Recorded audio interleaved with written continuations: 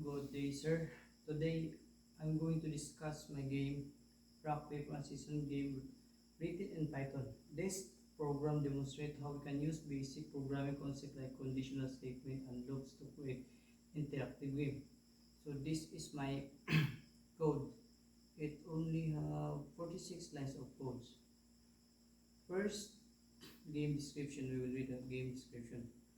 The code prompts the user to input their choice, rock, paper, and scissors. So try to run this one. Welcome to rock, paper, and scissors. Enter a choice. It's only have rock, paper, and scissors. It keeps asking for input until the user enters one of the valid choice. Like if we enter another word like bulb, like this one. So the computer say in invalid choice, please enter rock, paper, and scissors only. The computer randomly select one of the three choices, rock, paper, or scissors, using Python random choice. This simulates the computer decision in a game. The code compares user choice with the computer choice using conditional statement. It checks if both choices are the same, resulting in a tie, or the user choice beats the computer choice based on the game rules. If neither condition is true, the computer wins. So if we try this, run this one, well, like rock. The, the user loses because we enter rock and the computer choice is paper.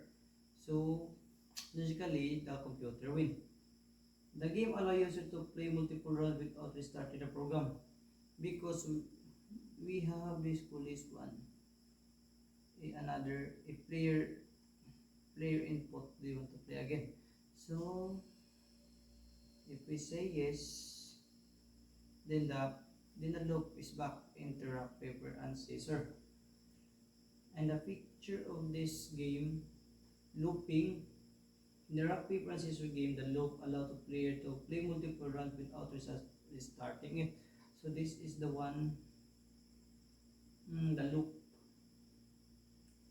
round. Play multiple rounds without restarting the program, like we play this one. Paper, invalid choice. Invalid choice. Enter scissors. Scissors. Wait, scissors.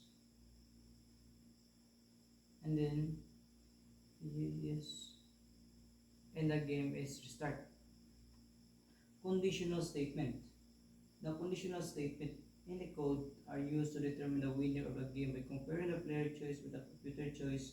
The first conditional statement checks if the player choice is the same as the computer. It's a tie, this one. Conditional statement. If player choice is equal to computer choice, print is a tie. Then another conditional statement, the following if condition check if the different scenarios where the player wins, such as when rock beats scissor, scissor beats paper, or paper beats rock. If none of these conditions are true, the final else statement determines that the computer wins and the player will lose. So, elif rock, player choice equals rock, computer choice scissor, or player choice scissor and computer choice paper, or the last one, player choice paper and a computer choice rock, print, you win. Now, we will try to break down the code.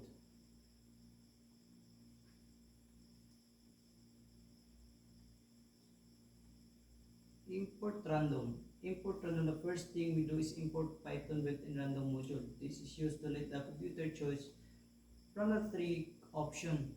This is the option, rock, paper, and scissors. Choice list. And again, this is the choice list, rock, paper, and scissors only. The game loop, to make the game interactive, we need to allow the player play multiple rounds for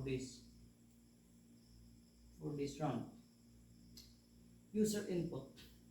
Inside the loop, the program asks the player to choose between rock, paper, and scissors. The input inverted to to the makeup. So if we run this code, so user input like wrap, oh, you lose, play again, yes, then another paper, oh, you lose again and play it again, because the loop is mabalik-balik na siya. Input validation. If the user enters something isn't rock, paper, or scissor, the program tells that is invalid input and prompt them again. So, if we try to bato, then the program say invalid choice, please enter rock, paper, scissor only.